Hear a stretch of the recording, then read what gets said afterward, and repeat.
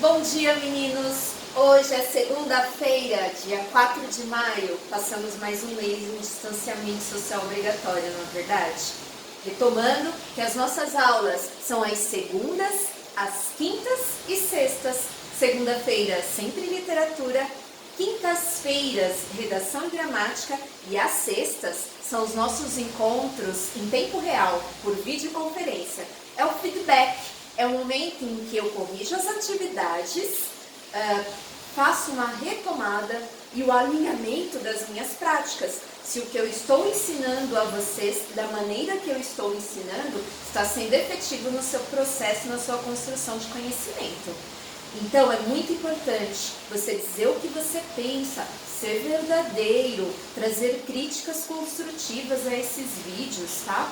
Eu sei que o anterior, aquele de gramática sobre os usos das vírgulas, ficou extremamente extenso. Não é verdade? O assunto já era extenso e o vídeo acabou se alongando mais que o devido. Hoje eu vou tentar ser mais objetiva, meus queridos, tá? Na aula anterior de literatura, eu lhes passei uma visão geral do romantismo. Estão lembrados? Eu falei do contexto em que o mundo, a Europa em especial, está gritando pela questão da liberdade. O homem, o indivíduo, ele vai ser o grande protagonista, o grande ator, o grande centro das atenções no mundo. Agora eu sinto, eu penso e eu tenho a liberdade para dizer, para falar e para escrever. No Brasil, a gente tem a chegada da família real. Lembram, né? Falei da máquina de imprensa, falei dos primórdios da imprensa brasileira. E hoje a gente vai se aprofundar no romantismo no Brasil. Primeira, segunda e terceira geração. Esse tema, meus queridos, ele é muito extenso. Então eu separei em poesia e prosa. Hoje nós vamos falar só de poesia, durante as 3 gerações do romantismo, sendo o mais objetiva possível. Próximo encontro, nós vamos falar apenas dos romances, das prosas durante esse período, tá? Acompanhe aqui comigo no vídeo, tá? Vamos passar aqui. Meninos, a primeira geração do romantismo no Brasil é conhecida como uma geração indianista ou nacionalista. Lembra que eu falei para vocês do movimento alemão, né, e da questão do bom selvagem de Rousseau, as influências para o romantismo no mundo inteiro? Essa primeira geração, ela vai exaltar o nacionalismo. É a primeira literatura brasileira. Então nós vamos exaltar os nossos elementos da natureza no cotidiano e o nosso grande herói é o índio. O índio é a figura da identidade nacional aqui nessa primeira geração. Olha aqui o que mais que a gente tem, a questão da saudade à pátria. Lembra que eu também lhes falei da queda da burguesia, a queda da aristocracia, né, dos títulos dos nobres, reis e rainhas, surgimento da burguesia, o conceito de riqueza no mundo mudou, e que aqui no Brasil a gente vai ter essa burguesia enviando os seus filhos, os seus queridos, para estudar na Europa, letras, direito, medicina. Agora eles estão fora do país e eles vão retratar muito a saudade do Brasil, numa visão de quem está na Europa, lembrando de sua casa, de seu país.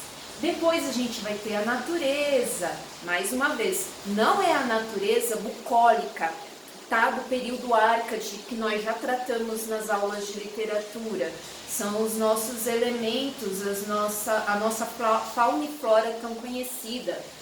A questão da religiosidade, mas muito menos focado numa religião, cristianismo, católica, mas sim no aspecto da transcendência. Qual o sentido da vida? Qual o meu papel no mundo? Né? Eu estou aqui por que razão?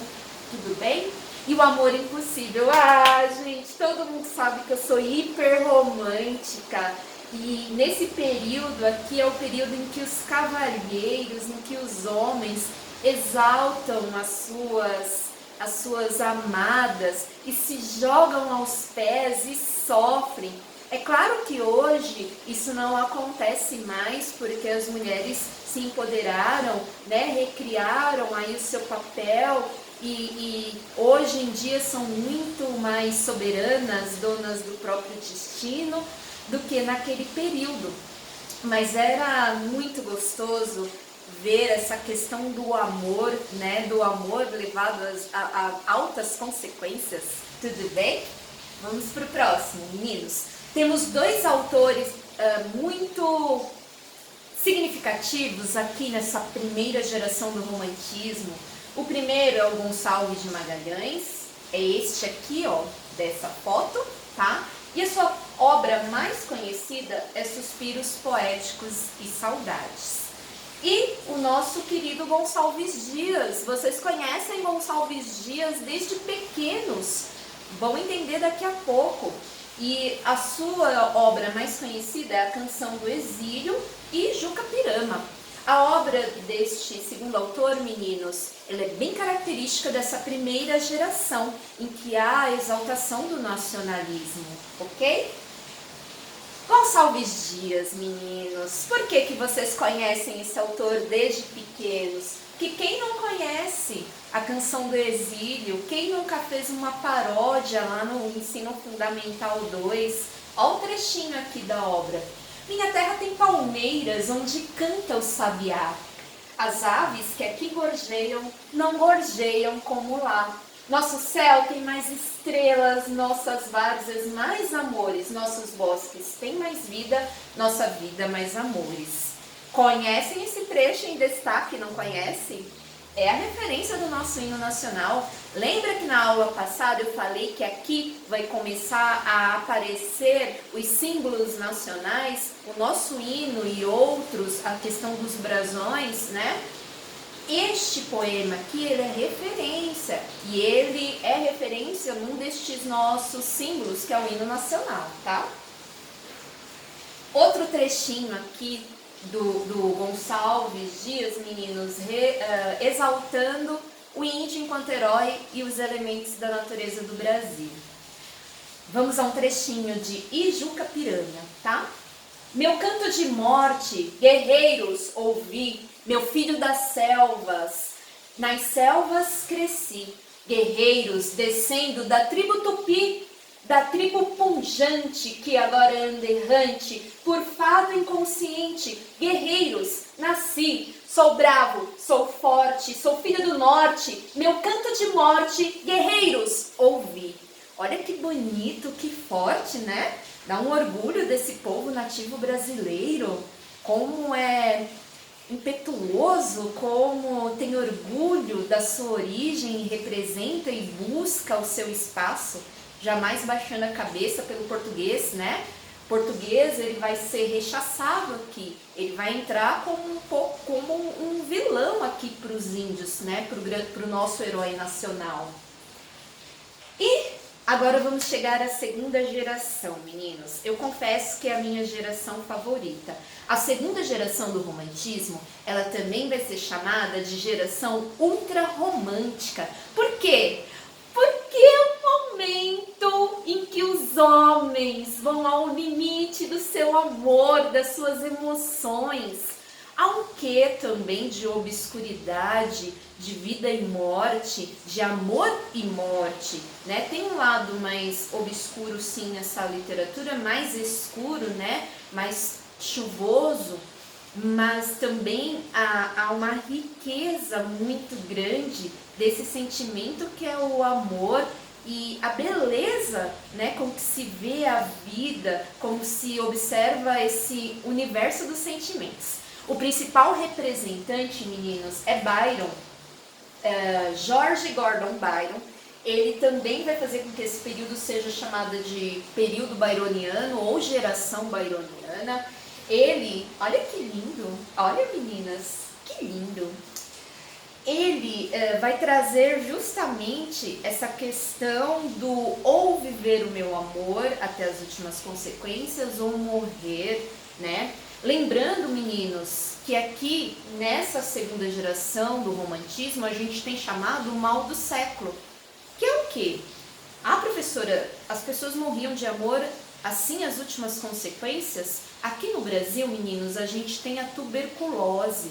Os poetas, essa geração é uma geração muito boêmia, muito voltada a bares, a uma vida noturna, e as condições de higiene no Brasil, de saneamento básico, não são as melhores. Então, os nossos poetas morrem muito cedo, né, justamente por seu estilo de vida. E aqui a gente vai ter esse fenômeno do morrer muito cedo, falando de amor. Então a segunda geração também vai ser conhecida como geração mal do século. Características gerais desta fase: a dúvida, né, a incerteza com relação ao sentido de tudo isso e a morte, né, se a transcendência para uma outra dimensão ou uma outra vida é possível e real. O tédio, né, principalmente aqueles poetas que estão longe e não têm mais a diversão do cotidiano, estão presos a um limite de tempo e por vezes acham que suas vidas não estão indo a lugar nenhum, né? Muito associado à questão do sentido.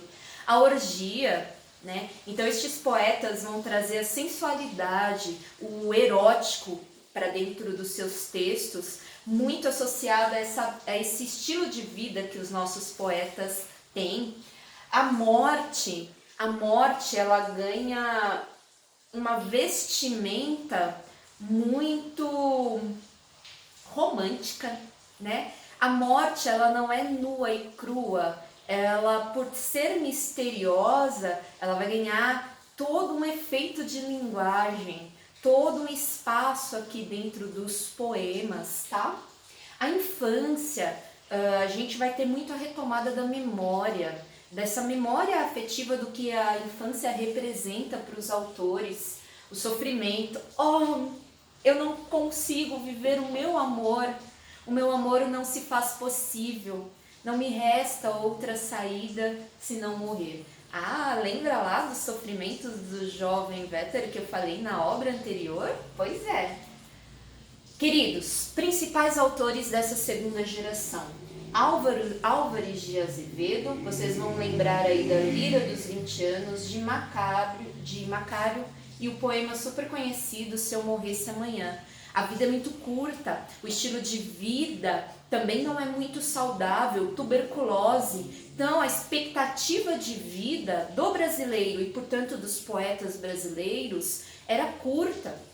Então há uma pressa mesmo, se morre jovem e tem que se viver ao limite das emoções, e todo mundo que vive ao limite das emoções tende ao exagero, né?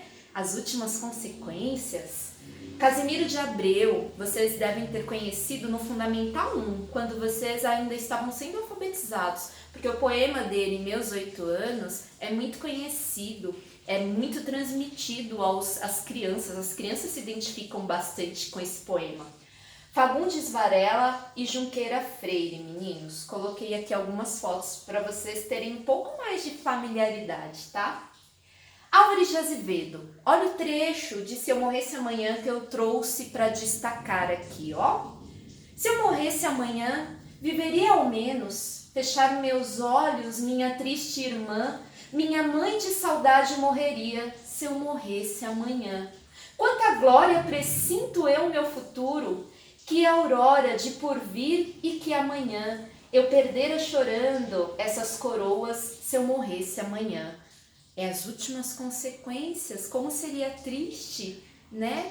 E já imaginaram, durante essa Covid-19, aliás, eu nunca me identifiquei tanto com a segunda geração romântica como agora. Tuberculose, que não tinha cura, era uma doença que chegava, se instalava e aí você estava condenado à morte. É esse momento de pandemia que a gente está vivendo agora, não há cura, muitos que acabam sofrendo com a transmissão são levados à morte, e aí a gente começa a pensar, né, ou alguns, eu não gosto de pensar muito nesse assunto, Mas aqueles que são mais introspectivos, mais fechados no seu universo aí, começam a pensar que falta eu faria se eu morresse, né? Olha aí, eu nunca imaginei que eu fosse ter alguma identidade com a segunda geração romântica, meus queridos. Trouxe mais um trecho aqui, ó, Casimiro de Abreu. Olha o livro infantil, muito utilizado na rede pública, com a professora, né, de alfabetização. Ó, que saudades que tenho da aurora da minha vida, da minha infância querida que os anos não trazem mais. Que amor, que sonho, que flores, naquelas tardes fagueiras, à sombra das bananeiras, debaixo dos laranjais. São poemas que agradam, né? São bem musicais e retratam bem o universo infantil. Meninos, terceira geração do romantismo é conhecida como a geração social ou liberal, no sentido de falar, olha, o Brasil não tem só essa questão do nacionalismo, a fauna e flora é maravilhoso, o índio retratado como herói, nós não temos só amores, né? Não temos só alegrias, nós também temos problemas, e nós temos problemas graves e eles precisam ser mostrados. É uma poesia que vai se aproximar muito mais do realismo, até porque ela acontece justamente em 1850 para 1860. É o início do realismo no Brasil. Então é o momento em que nossos escritores vão começar a trazer as questões sociais para dentro da literatura, ok? Então a gente vai ter a defesa das causas humanitárias, principalmente com a questão da escravidão, né? Algo que suja o nosso passado e que nos conduz a uma dívida imensa com a população afrodescendente aqui, com a população negra do país. Nós vamos ter a denúncia dessa escravidão. O Brasil, meninos, foi o último país a assinar a abolição da escravatura, o último país no mundo, né, a libertar os seus escravos, e não por questões humanitárias não, mas sim por questões econômicas, tá? Então, a gente vai ter a denúncia da escravidão e o amor erótico. Meninos, a segunda geração vai ter o amor erótico, mas ele não é carnal, tá? A gente tem a mulher trazida para o centro das atenções, para isso do amor levado às últimas consequências, mas na terceira geração romântica, o amor ele se torna carnal, é uma mulher que ama um homem e esse homem é correspondido e os dois se tocam e os dois têm essa possibilidade de viver o amor fisicamente. Nessa terceira geração a gente vai ter um retrato mais para esse viés, por esse lado, tá? O principal autor da terceira geração, queridos, é o Castro Alves. Ele morreu extremamente jovem, aos 23 anos, por tuberculose, tá? E ele vai ser essa voz de liberdade, né? Essa voz sobre a escravidão do país e essa exigência da abolição. Trouxe aqui um trechinho para vocês de Navio Negreiro. Era um sonho dantesco, o tombadilho, que das luzernas avermelha o brilho, em sangue a se banhar, tunir de ferros, estalar de açoites, legiões de homens negros como a noite, horrendosa a dançar. Negras mulheres suspendendo as tetas, magras crianças cujas bocas pretas regam o sangue das mães.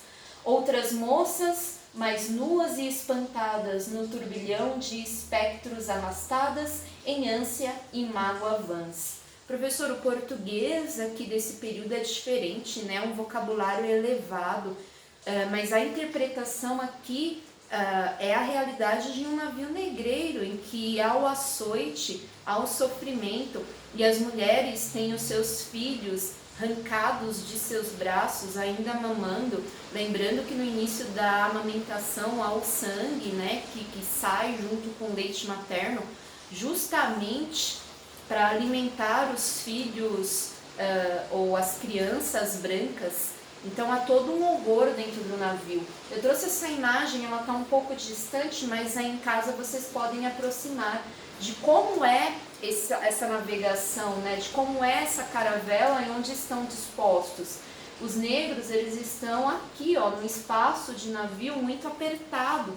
E aqui é que ocorre todo esse maltrato, né? Toda essa tirania de navegação. Aqui embaixo a gente vai ter os porões dos navios, onde se há carga para aguentar os vários meses de viagem. Então eu acho que é um dos maiores horrores da humanidade. A gente tem muitas atrocidades relacionadas a guerras mundiais, mas sem dúvidas uma das que perdurou durante mais tempo foi a questão da escravatura no mundo e no Brasil, tá? Meninos, hoje eu fui bem objetiva, pretendo ser assim em todos os outros vídeos, e tem a dica de filme. Professora Lucy nunca vai deixar vocês na mão. Gente, eu trouxe um filme, é um documentário na verdade, mas ele é muito legal de se assistir, ele não é chato não, tá? O nome é 1817, A Revolução Esquecida, é um filme da cineasta Tezuka Yamazaki, tá? É uma grande cineasta. Agora, o que eu chamo a atenção? Os atores. É uma trama muito bem feita, a qualidade do filme é muito boa. E ela mistura ficção e realidade, por isso o aspecto de documentário, tá? Meninos, é o Bruno Ferrari que faz o papel de protagonista do Domingos José Martins. Ai, que gracinha, gente, ele é muito lindinho. A mocinha, né, a protagonista do filme, na verdade ela não é mocinha não, ela é uma mulher forte. A história é contada segundo a visão dela, tá? A Maria Teodora da Costa, ela é interpretada pela Clara Castanho, que é uma graça também, mas eu prefiro o Bruno Ferrari. Lindo, maravilhoso, uma coisa linda de mãe. Faço gosto assim de pessoas mais velhas, mas para as garotas aí que são jovens ele é uma gracinha. E a história é muito legal, porque é na visão de uma protagonista forte, de uma mulher forte, tá bom? Então essa é a dica de filme para vocês. Tentem pelo menos assistir o trailer, tá? Para vocês verem o quanto é interessante. Beijo, meus amores!